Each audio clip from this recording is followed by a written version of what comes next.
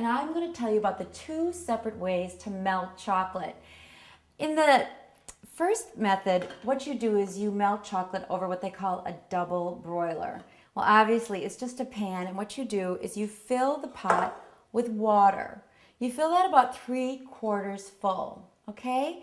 And then you put a glass bowl. It has to be glass. Can't be a wood bowl, can't be a ceramic bowl, needs to be a glass bowl. And if you're wondering, well, why does it have to be glass? Because when the water heats up, it much more easily heats up a glass bowl. If it was ceramic, it would take too long. And if it was wood, you might have a fire. And we don't want any fires for the expert village people.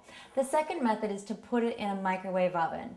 And that, my friends, is what we're going to be doing today. We're going to put it in the microwave oven, even though we'll have the double boiler going. But you're going to see the microwave oven is so much quicker. It's going to be a lot better for you. So when you come back, we're going to go right to the microwave, and in less than probably a minute,